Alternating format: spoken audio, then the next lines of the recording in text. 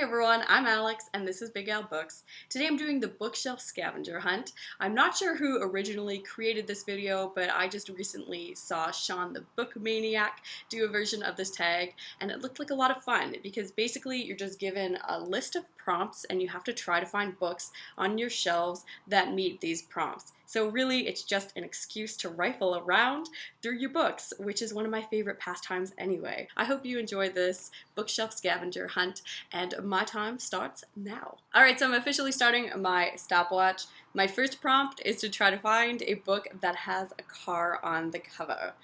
I think I got one for this. Damn it. I thought Revolutionary Road by Richard Yates had a car on the cover, but I don't have the copy with the car on the cover. I've just seen other people hold that book up. I've got the stupid movie tie-in version. Alright, we've got Airships by Barry Hannah. Lovely little vintage car on the cover of this book. It is a collection of short stories that are set in the South, and I remember that they were kind of funny, kind of disturbing, and very messed up. So prompt number 1, done. Next, I need to find a book with a close-up of a face. Alright, so I feel like this should count. This is the new kind of massive biography of Leonardo da Vinci by Walter Isaacson. That's a pretty big close-up, right? We are seeing Leonardo da Vinci's eye in great detail, which I sort of appreciate. Next prompt is a character covering their eyes. Oh, damn. Okay, on it. Success! Alright, I found one. This is The Queen of the Night. This was a kind of a long book about an opera singer, so since I'm all about classical music, I thought I was going to love this one, but I didn't actually. It was kind of bloated and too long, and I knew that I shouldn't keep my copy of this because I don't plan on rereading it, but it was just so pretty that I wanted to keep holding on to it, and now it has rewarded me and served a purpose, so thank you, Queen of the Night. Update, I'm at around 13 and a half minutes, and I've only done 3 prompts, so I'm sucking at this so far.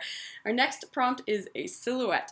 I think I found one of these when I was looking for a woman covering her eyes. I'd say that this counts. Perfume, The Story of a Murderer by Patrick Siskind. Next prompt is a character with their back turned. So I found Family Matters by Rohinton Mystery, featuring a dapper guy at the beach in his little fedora with his back turned away. So Rohinton Mystery wrote A Fine Balance, which was such an incredible book that of course I snapped up everything else that I could find that he wrote. Haven't gotten around to any of it though, but I mean this looks like really pleasant. Now we're looking for a different colored spine to cover. Alright, so I found Birdie by Tracy Lindbergh.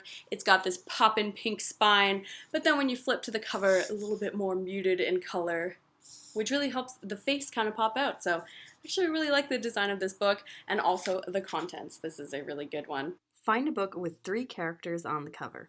So I found The Brontes by Juliet Barker. This is a beast of a biography that I'm really excited to explore. Technically, the Bronte sisters are real, so they're maybe not characters in that sense, but they are such an iconic trio that I had to choose this book. Now we're looking for a book that has a bird on it. I'm not that fond of birds, but I know that there's got to be a bird out there somewhere. For this one, I'm going with A Brief History of 7 Killings by Marlon James. It's got this cute little tropical hummingbird on the cover, and I just am always looking for excuses to bring up Marlon James on my channel since he's one of my favorite authors. Update from the future, I had like a good 45 minutes of footage that I just am not able to find. So for the rest of this tag, I'm not going to be pretending like I'm going around and finding the books because I already did that and that's gone and those days are done. So I'm just going to read the prompt and the book that I found from this point on. For a book with a moon on the cover, I found The Luminaries by Eleanor Catton. This book has multiple phases of the moon on the cover, and this is a book that I've been meaning to read for a long time. She's a Canadian author. This won the Man Booker Prize a few years ago, and everyone who talks about it seems to love it, but I've been putting off buying it since it's like 800 pages long, but I finally found a really nice used copy of this for a price I couldn't resist, so I too now own an unread copy of The Luminaries. For a book with a sun, I'll go with Sundogs by Lee Maracle. Lee Maracle is an author I started getting into last year, and her books are kind of hard to find, so when I saw her first novel at a used bookstore just a few days ago, I got very excited. So I'm looking forward to reading this one, and it also has this glorious hazy sun on the cover. Next, I need a book that has an object on the spine, and I'm going with The Crying of Lot 49 by Thomas Pynchon. This horn that you see here is also on the side, and this is a very significant image in in the book representing the Trastero conspiracy. For a book with a character holding something, I'm going to go with A Fine Balance by Rohinton Mystery, which I did just mention a few prompts ago. This is the most precarious book cover of all time. You've got this child way up in the sky reaching out for something, holding on to this little thin pole that itself is only being balanced by a thumb. So these characters are sort of holding on to something, but it is very precarious. I get deeply uncomfortable looking at this cover, and it is a great cover choice for a brilliant but devastating book. Next, I need two books with the same color scheme, so I went with The Woman in White by Wilkie Collins and Great Expectations by Charles Dickens. They are part of the same Penguin English Library series, but their colors are just so similar. They've got the orange with this like dark blue purple thing going on, and you can see that even their covers are very complementary. They've got a pretty similar color and pattern going on. So two different Victorian books with a similar color scheme. Next, I need a book that has an animal on the spine, so I'm going to go with I Am a Cat by Soseki Natsume. This is a Japanese book about the daily goings-on of a house cat. Haven't read it yet, but I'm pretty intrigued by that premise, and it's got this adorable little cat on the cover. Although the cat from far away kind of looks like a raccoon, so not the cutest cat that I've ever seen, but it will suffice.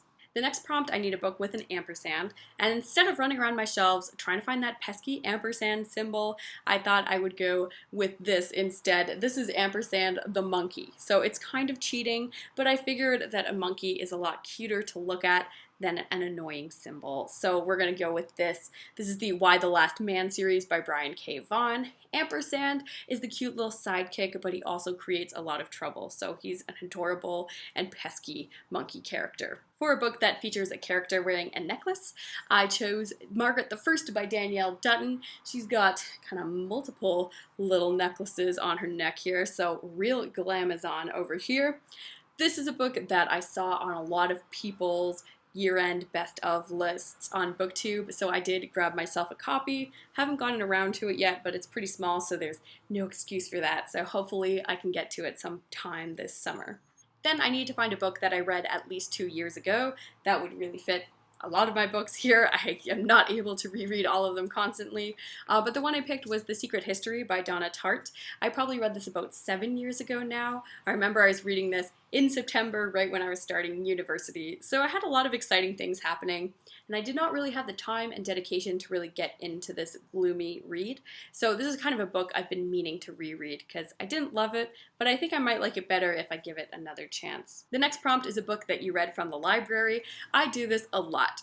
When I go to the library, it's usually because I'm iffy about a book, or if it's a new release and I don't want to pay those primo hardback prices. So a lot of times I'll read a book from the library and really love it. So sometimes I will just hope that I can find a used copy of it later, or sometimes I go out and order that book brand new, which is what I did with Lincoln in the Bardo by George Saunders.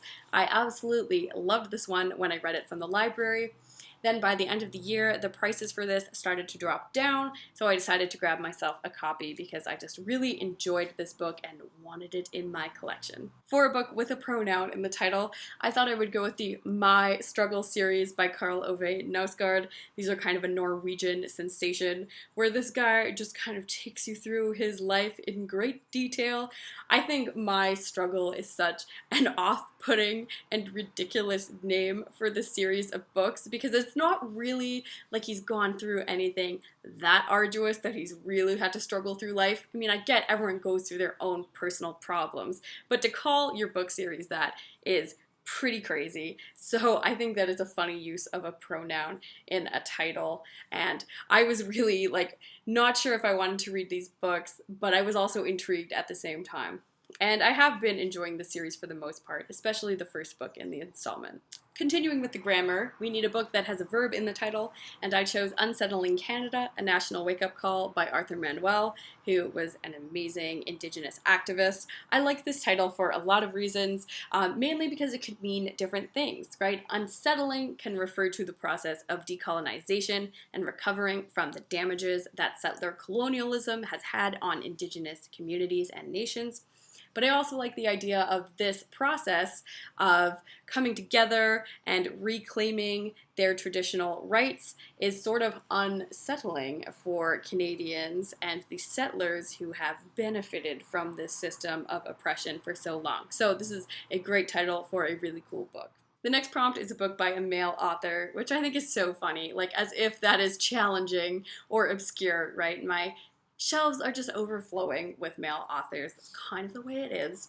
But I thought I would go with David Foster Wallace because to me he just kind of is like the patron saint of lit bro authors. Like a lot of like guys tend to like David Foster Wallace, and now I've been reading online there are a lot of female readers that feel put off from ever trying David Foster Wallace because of his reputation as this kind of like macho author, and so many guys have been forcing his books on girls to try to impress them that they're just not interested. So I thought I would pick him as my male author, who I do enjoy reading a lot, even as a female.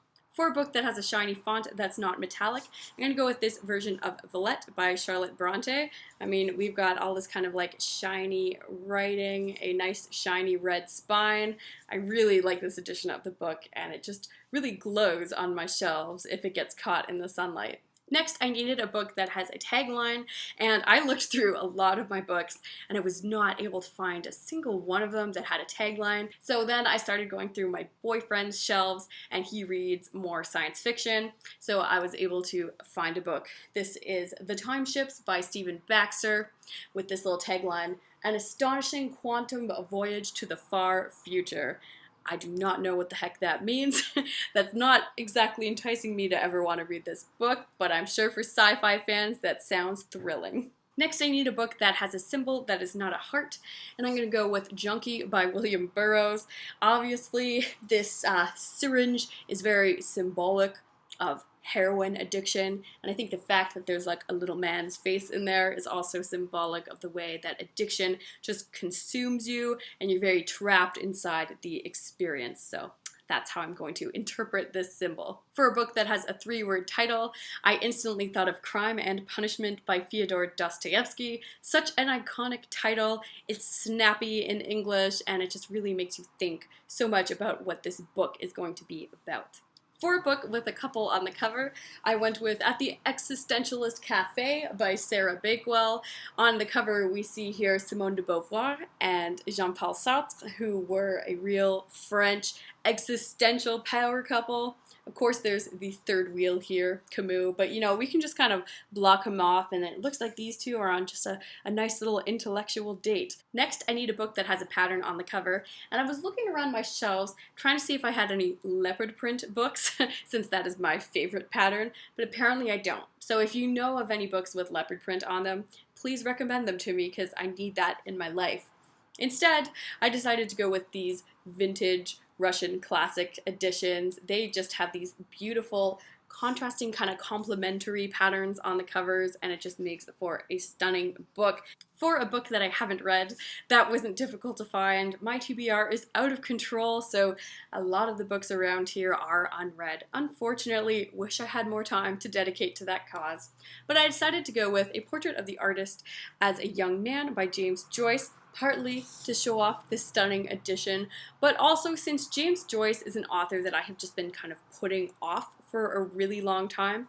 I'm about halfway through Dubliners, and I kind of stopped reading it last year, but I have been meaning to read his first novel, because I feel like I need to give James Joyce more of a chance, since he is just so influential to so many experimental writers that I enjoy. And I like stream of consciousness style, so I feel like I have to keep trying with James Joyce, so hopefully I enjoy his first novel. And if that goes well, we'll talk about Ulysses in the future. Last up, I need an anthology, so I decided to go with this, an anthology of Canadian Native literature in English. This is a pretty dense book. It's got so many cool authors in here. Some of them I have read and enjoyed before. A lot of them are going to be new to me. So I think I'm going to learn a lot by reading this anthology, so I'm quite excited about it. So that's it for the bookshelf scavenger hunt. It took me about an hour and 16 minutes to complete this challenge. That was before I lost all my footage, so this tag was kind of a waste of time, but also kind of fun to go scouring through my shelves. So if you think that this would be a fun exercise, you should definitely give this a try. It was a fun video to make. Thank you so much for watching. Let me know if you have any thoughts about any of these books, and I will see you again next time.